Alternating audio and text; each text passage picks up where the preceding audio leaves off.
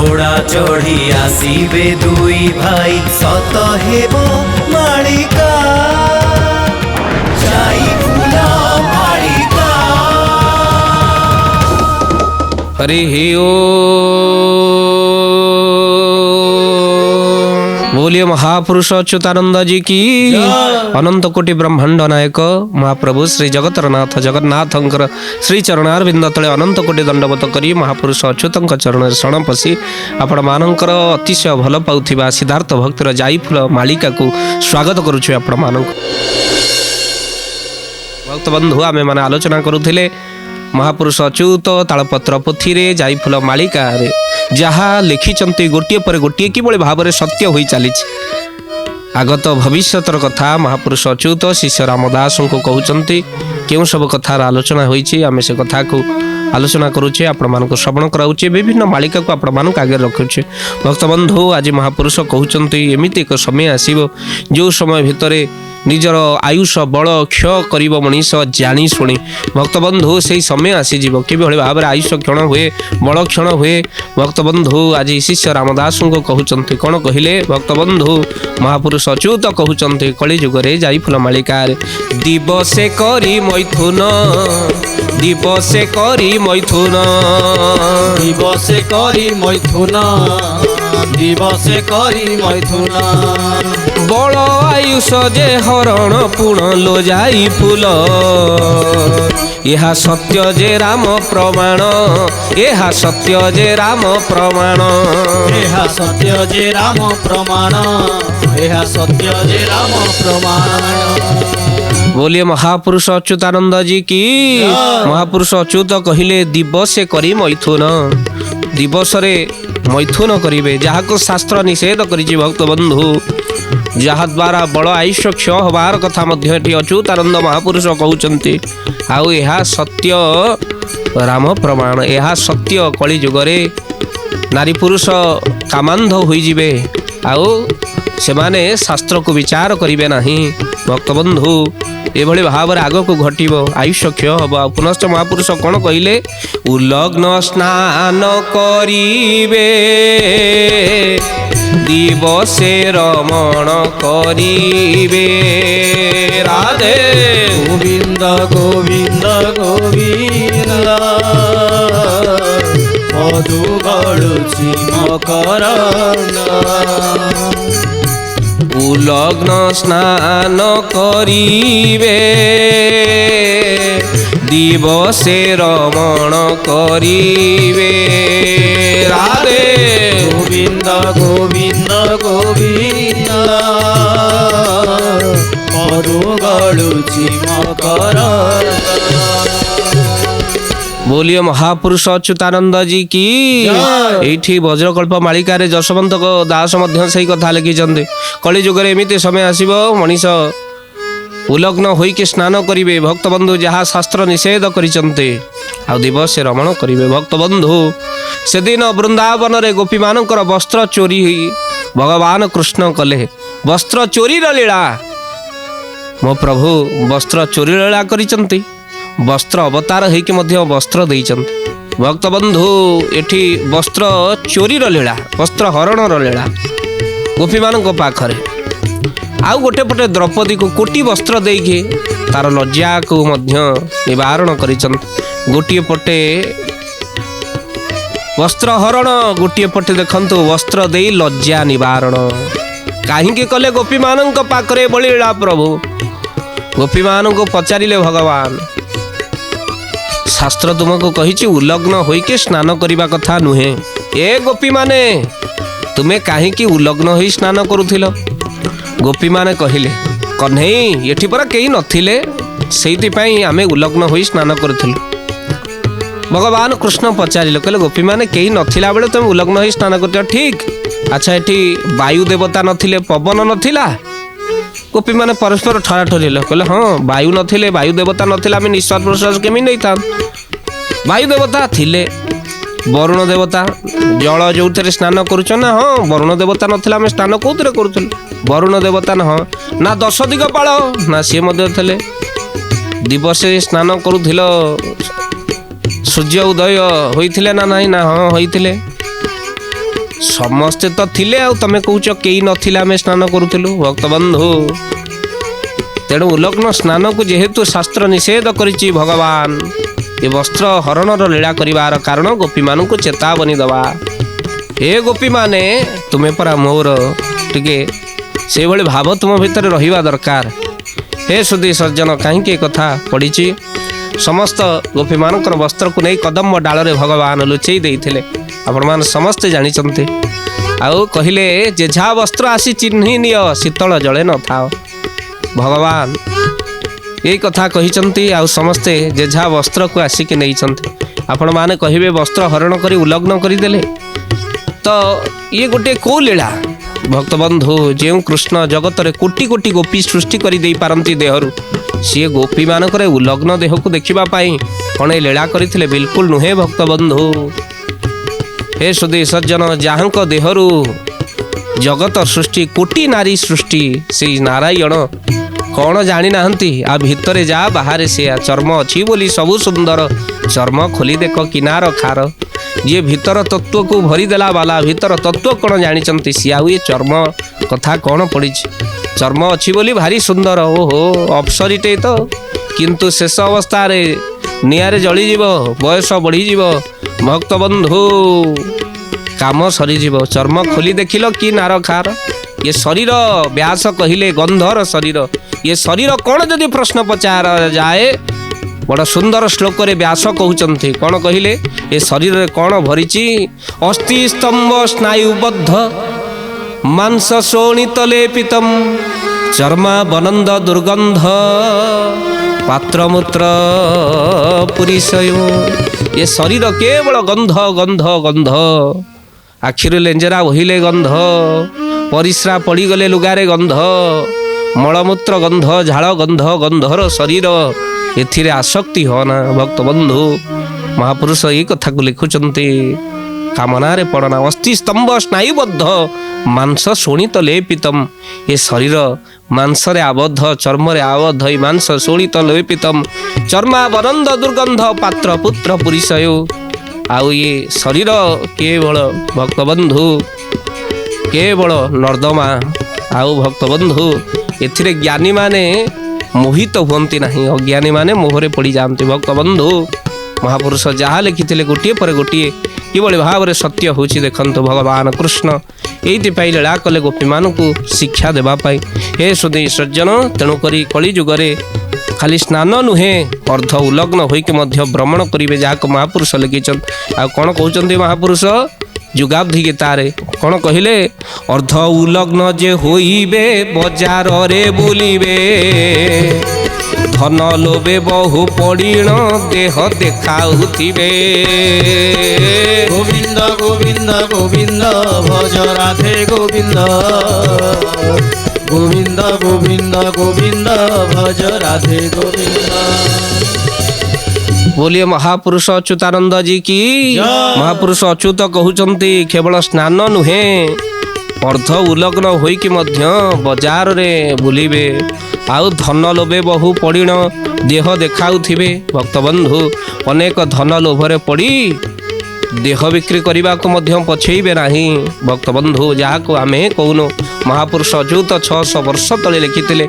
जुगाब्दी गीतारे महापुरुष अच्युत कहिले अर्ध उलग्न जे होइबे बाजार रे बुलिबे, धन लोभे बहु पड़िण देह देखाउथिबे। भक्तबंधु अनेक धन लोभरे पड़ीजिबे, आउ से नारी माने बापा मांकर आकट मध्य मानिबे नाही।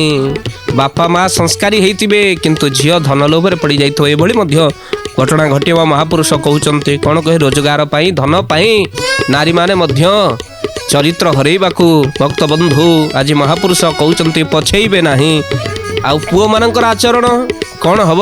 पुत्र मानकर आचरण मध्य पितामातांक कथा को मानिबेनी। सेमानक आचरण कौन हम? महापुरुष मध्य कहउचंती पितामातांकर आकट केही सुनिबे नाही, कन्या को घर को आणिबे कही बांधवी से।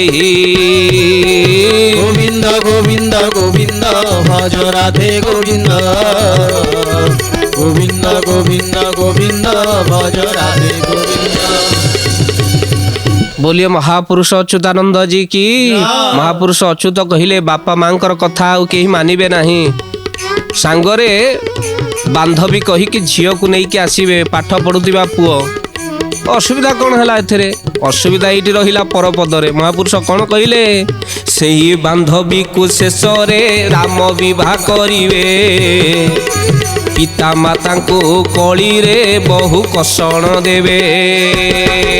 गोविंद गोविंद गोविंद भज राधे गोविंद, गोविंद गोविंद गोविंद भज राधे गोविंद। बोलिए महापुरुष अच्युतानंद जी की। महापुरुष कहले सेही बांधवी को शेष रे राम विवाह करिवे, पिता माता को कली रे बहु कषण देवे। सेही बांधवी कथारे पड़ी जाको विवाह करिवे पिता माता को कषण देवे। भक्त बंधु जदि तुम्हें मते विवाह न करिवो मु विष खाइदेवी।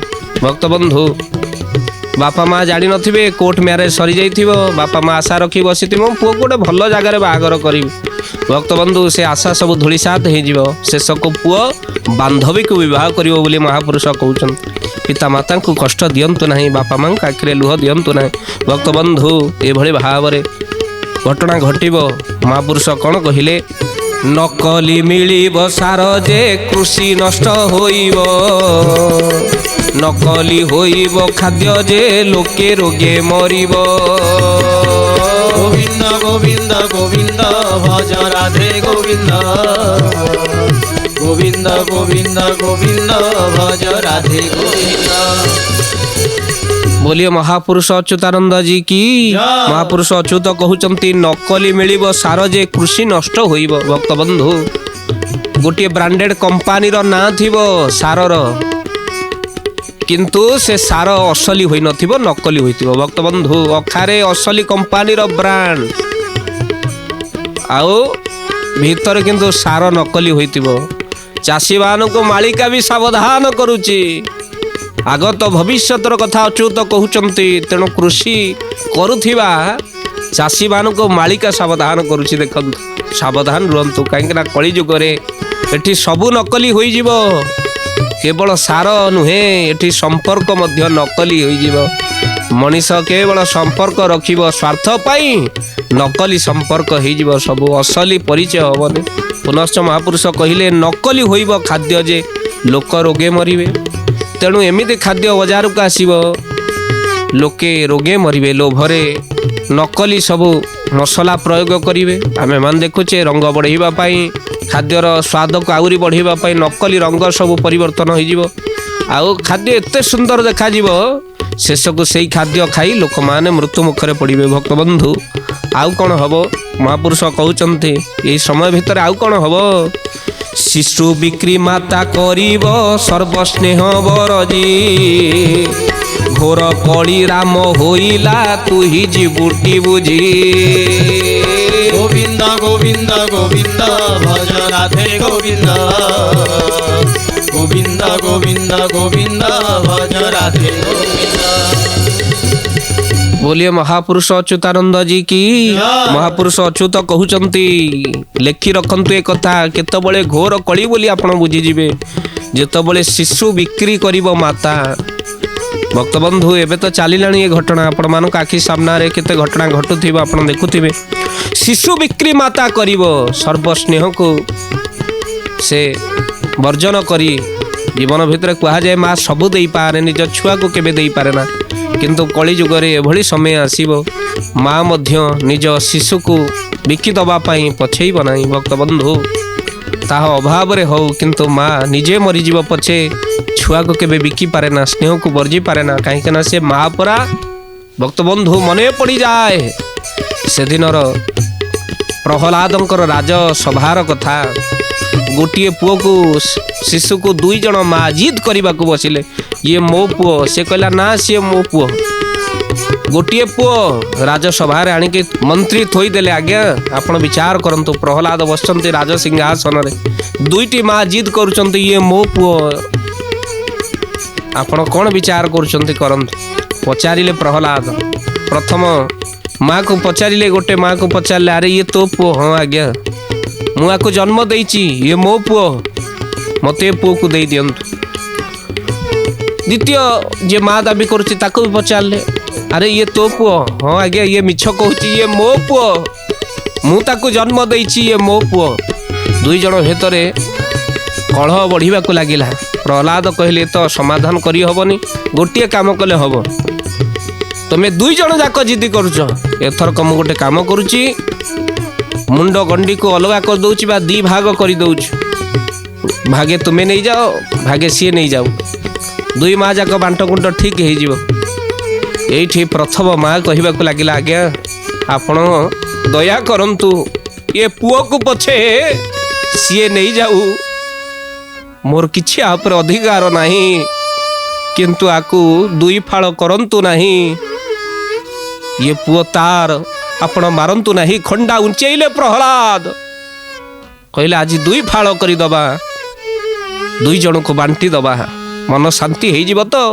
खंडा उंचौचंती माँ जाई प्रहलादंकर पाद तले पड़गला जी असली माँ आपण दुई भाग करंतु नहीं बरम ये पुओ मोर नुह मो मिछ कहूली ये पुओ तार मारंतु नहीं ये पुओ को भक्तबंधु ये प्रहलाद आखिर लुह गड़ी पड़ा आउ जानी पारिले आउ से माँ हाथ में टेकीदेले पुओ को कहले असली माँ किए मु जानी पारिली दुई भाग करने को शिशु को बसिले आउ जनकर किसी प्रतिक्रिया ही नहीं ये जदि तुम पुओ होता ये स्वभाव तुमर आसी था तुम छाती फाटी जाई था केबे जीत करी न था आउ तुम्हें भगारी को गोटे देविनी जम को 7 पुओ देवी जो भली भाव तुम्हें से भली भाव निज पुओ जी नुह सी माँ केमी हम कहीं ना तुमर ये पुओ नुहे भक्तबंधु प्रहलाद विचार समस्त सभा परिजन ताली मारिले ठीक आज न्याय मिलगला तेणुक जो दिन राम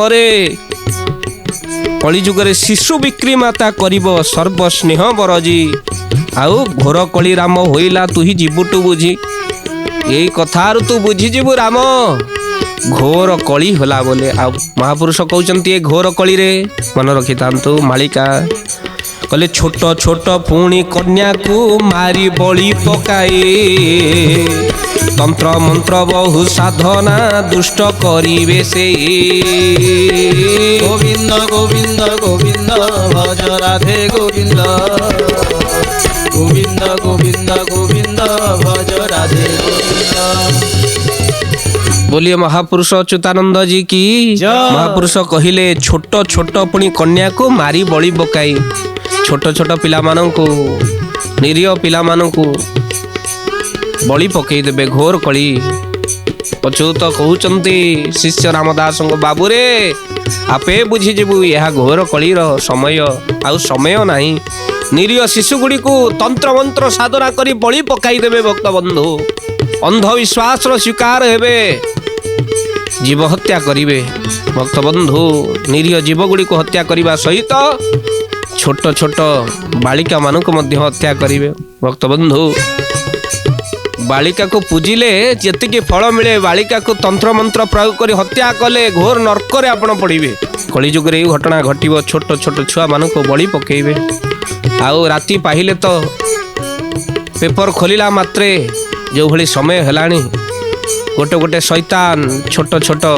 नाबालिका को मानक यौन शिकार होचंती भक्तबंधु जहाँ को शुणिला परे पाटिरु छी छी ही बाहरुछि भक्तबंधु आपण माने थरे विचार करिवे आपण भी कहार जने भाई आउ आपण को केही जने माँ जन्म देछि तेणु करे नारी को सब बेले सम्मान देवे भक्तबंधु छोट कन्याटी झियो ज्ञान करिवे भक्तबंधु महापुरुष अच्युत ए कथा को कहउचंती जोते बेले से माने तंत्र मंत्र करी छोट शिशु को हत्या करिवे सेतबले तांकर अवस्था कौन हम जो भली भाव में अपसंस्कार कुसंस्कार रे तंत्र मंत्र रे विश्वास करती तांकर कौन हम मालिकार मध्य से कथा लिखाई जे ता परिणाम कौन देखन जी अन्यर अपकार चिंता करे कौन हम चंडी खर्परे राम रे एहु विनाश हेबे शिशु प्रति अति अन्याय पुणी जेहु करिवे गोविंद गोविंद गोविंद भज राधे गोविंद গোবিন্দ গোবিন্দ গোবিন্দ ভজ রাধে গোবিন্দ। बोलिए महापुरुष अच्युतानंद जी की। महापुरुष कहले एमानंकर कर्मर फल कौन कहले चंडी खर्परे राम रे वो विनाश हेबे विनाश हेबे माने आओ शिशु प्रति जो माने अति अन्याय करिवे से मानकर विनाश करिवे चंडी काहेकि जो माने शिशु हत्या करन। भागवत कहले पापंक मध्य जदि श्रेष्ठ पाप किछि थाए से पाप कौन जानिचंती भागवत कहिचंती कौन कहले भागवत श्रेष्ठ पाप कौन स्त्री गर्भिणी शिशुबध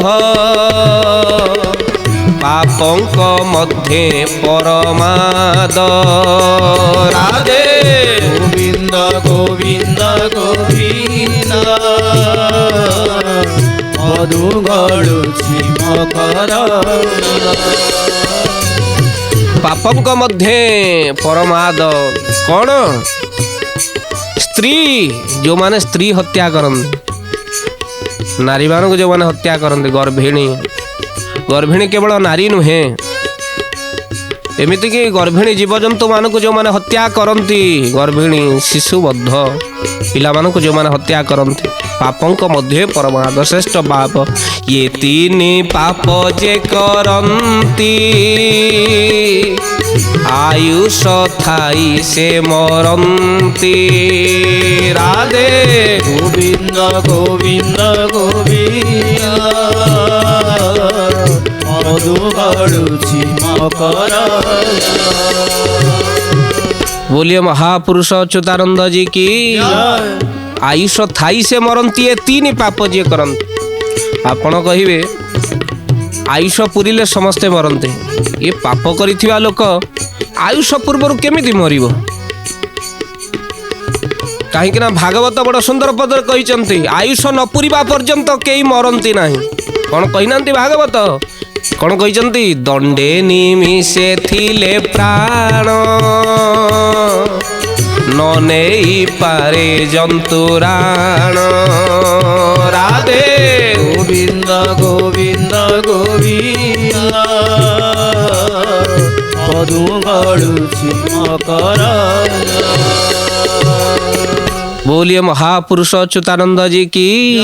भक्त बंधु भागवत कहले दंडे निमिषे थिले प्राण न नहीं पारे जंतुराण जदि दंडे निमिषे मात्र मध्य आयुष अच्छी आपण को जम नहीं पारिबो नाही आउ एठी कोन कहले आयुष थाई से मरंती भक्त बंधु मरिबा पूर्वरु सेई लोक मरी जाए जे पाप कर्म करे आयुष थाई को सी मरी जाए जो माने निंदित कर्म करती भक्त बंधु आ पदिए पढ़िले आपण बुझी पारिबे कौन कहिले निंदित कर्म जे करई